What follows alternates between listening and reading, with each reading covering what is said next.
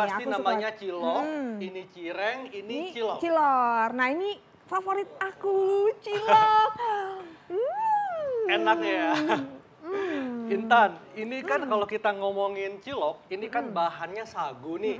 Nah, dan sekarang lagi tren banget nih tentang makanan yang berbahan dasar sagu. Pokoknya banyak banget deh. Banyak banget. Terus ada manfaatnya nggak dok ya? Nah, kita lihat dulu nih liputannya berikut ini.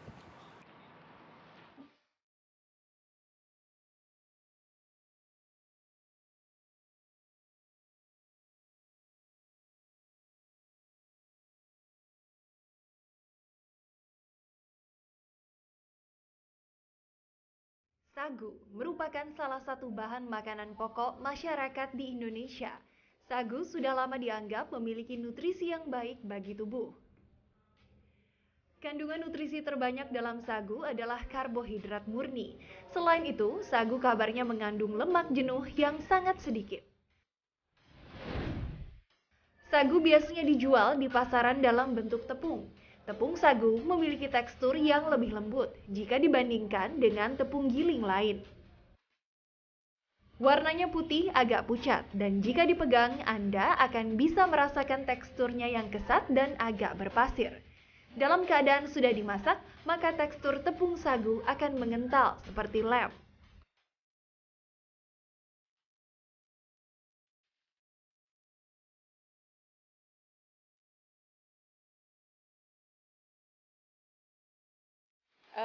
Yang saya tahu sih biasanya untuk buat singkong Thailand, terus buat ongol-ongol, dan beberapa makanan yang lain ya.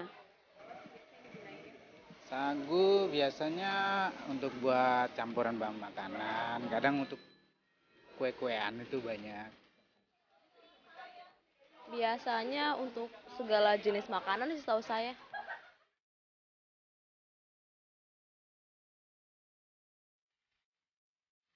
Kalau seperti yang saya ketahui itu salah satu untuk memperlancar pencernaan ya, dan juga untuk cocok nih buat orang diet nih. Nah, Untuk ini ya, saluran pencernaan, kemudian kira-kira yang memperlancar usus besar barangkali ya. Itu aja sih yang saya tahu ya. Setahu saya buat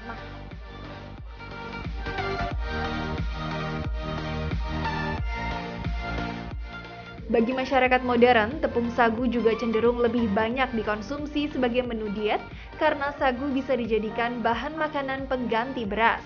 Ketika dikonsumsi, sagu tidak mudah berubah menjadi glukosa, sehingga kabarnya sering dianjurkan untuk mereka yang mengidap penyakit diabetes. Tapi benarkah demikian? Lantas adakah efek samping dari mengkonsumsi sagu? Temukan jawabannya hanya di Ayo Hidup Sehat.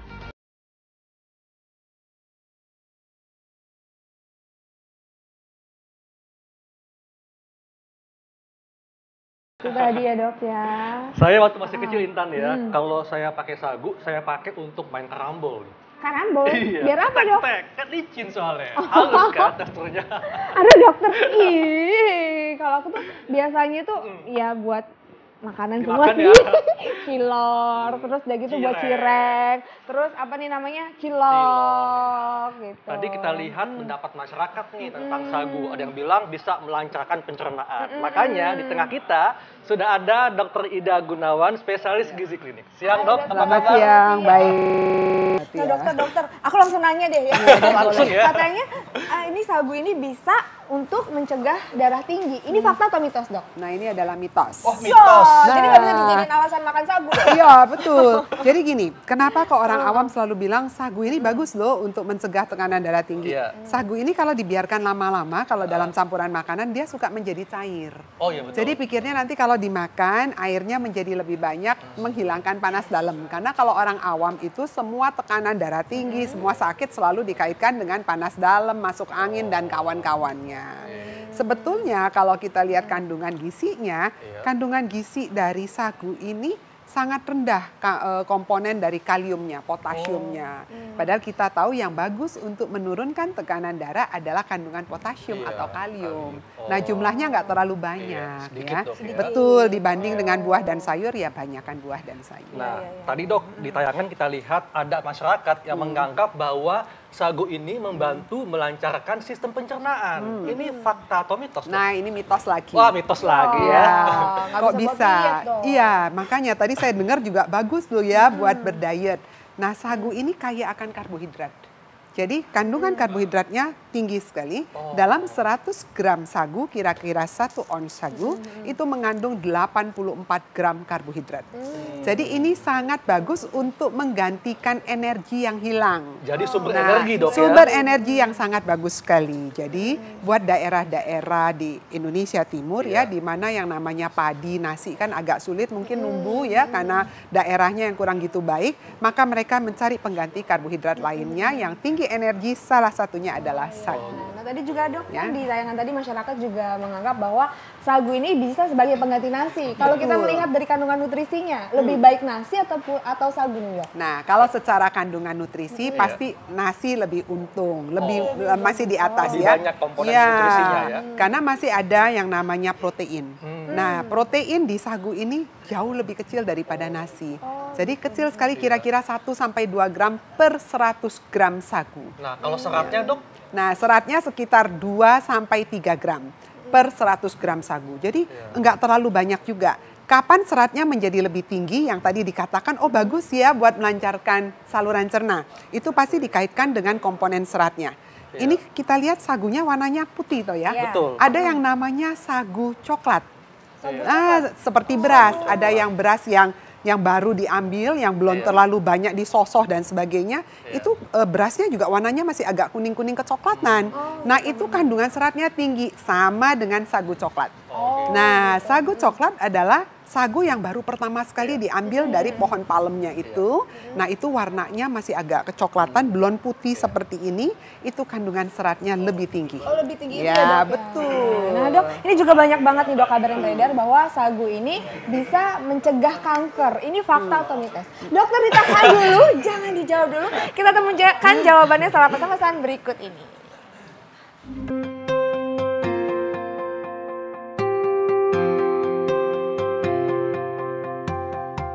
Tepung sagu merupakan olahan yang dihasilkan dari pemrosesan teras batang rumia atau pohon sagu. Beberapa daerah di Indonesia juga menjadikan sagu sebagai bahan makanan pokok, karena sagu dinilai memiliki kandungan karbohidrat yang setara dengan beras.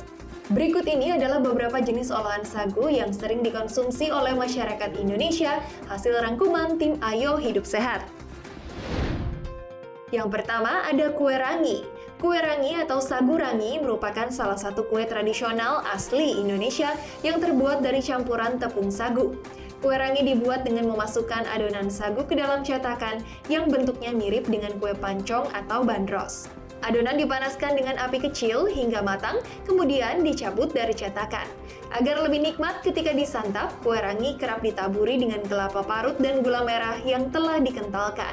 Selain kelapa dan gula merah, bahan lain seperti nangka, nanas, atau durian juga kerap dioleskan untuk menambah cita rasa kue rangi. Berikutnya ada papeda. Makanan yang berbahan dasar bubur sagu ini biasanya hanya bisa kita temukan di daerah Maluku dan Papua. Dari segi fisik, papeda berwarna putih dengan tekstur kulit yang lengket seperti lem dan rasa yang tawar. Nah, selain sagu, papeda juga menggunakan bumbu-bumbu seperti kunyit dan aneka rempah-rempah lainnya. Untuk mengatasi rasanya yang tawar, papeda kerap disantap bersama dengan ikan tongkol dan siraman kuah kuning sehingga rasanya menjadi sangat istimewa. Berikutnya adalah ongol-ongol sagu. Kue tradisional berbahan sagu ini terbuat dari tepung sagu aren, gula jawa, kelapa, dan daun pandan. Kue ini biasanya banyak dijual di pasar-pasar tradisional di Indonesia dan tergolong ke dalam kategori kue basah. Ongol-ongol sagu ini memiliki tampilan yang cukup menarik. Selain bentuknya yang unik, kue ini juga biasa disajikan dengan taburan kelapa parut agar terasa lebih gurih. Kue tradisional ini akan sangat pas jika dinikmati dengan segelas teh atau kopi hangat saat berkumpul bersama keluarga. Yang terakhir adalah kue lompong sagu. Kue ini merupakan makanan khas Minang, Sumatera Barat yang sudah jarang ditemukan. Bahan dasar kue lompong adalah tepung sagu. Tepung sagu diaduk dan dicampur dengan pisang kepok, santan, kelapa, dan gula aren. Adonan kue tersebut kemudian dibungkus dengan daun pisang, lalu dipanggang di atas bara hingga mengeluarkan aroma yang khas. Setelah matang, kue berwarna kecoklatan ini sekilas mirip dengan kue khas Betawi, yaitu timus. Paduan rasa manis dan gurih dengan tekstur yang kenyal menjadikan kue ini terasa begitu nikmat di lidah dan pastinya tak terlupakan. Aduh, Wah, banyak ternyata ya enak-enak makanan banget, dari kue sagu. rangi, ongol-ongol, itu semua kesukaan aku. Kayak semuanya suka ya. Saya suka yang tadi, yang lompong sagu tuh. Udah Makanan pernah khas nyoba? Sumatera Barat. Oh, udah pernah nyoba? Oh, Iya, sesuai sama dari enak asalnya itu. ya. Nah, Dok, tadi kan aku belum dijawab nih pertanyaannya. Sagu dapat mencegah kanker, ini fakta atau mitos? Nah, ini mitos. Mitos Oh, lagi. mitos. Iya.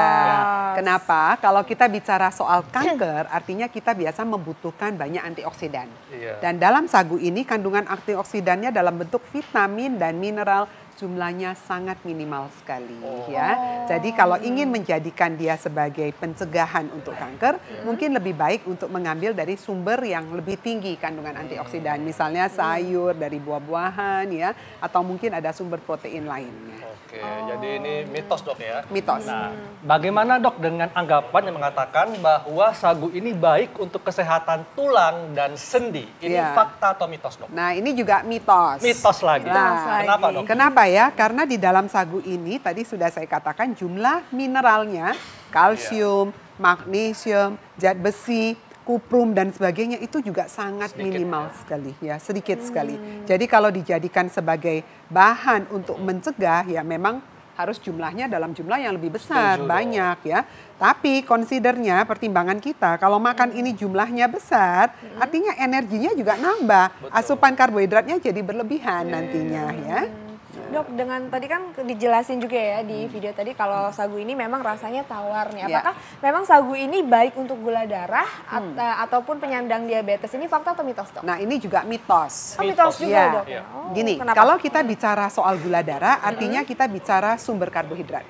Sumber karbohidrat harus dipertimbangkan antara glycemic index dan glycemic load. Iya. Glycemic index artinya kecepatan karbohidrat itu menaikkan kadar gula darah.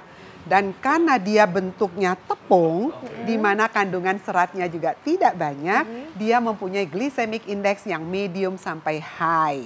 Yang artinya medium sampai cukup tinggi.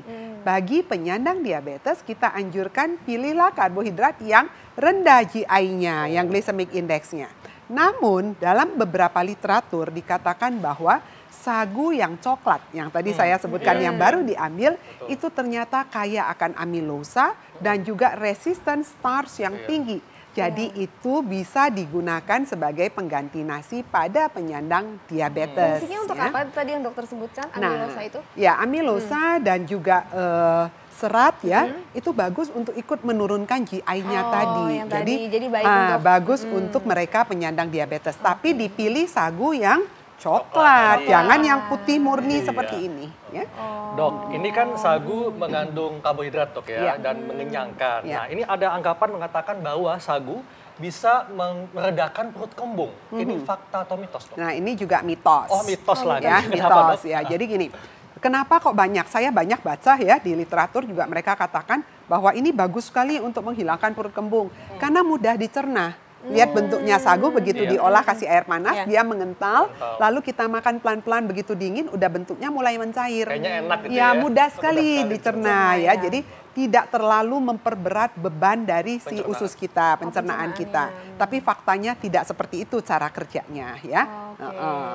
Dok, sagu ini adalah sumber mineral bagi tubuh. Ini fakta atau mitos? Nah ini juga mitos. Sagu ini hanya kaya akan karbohidrat. Kira-kira 84% isinya adalah karbohidrat.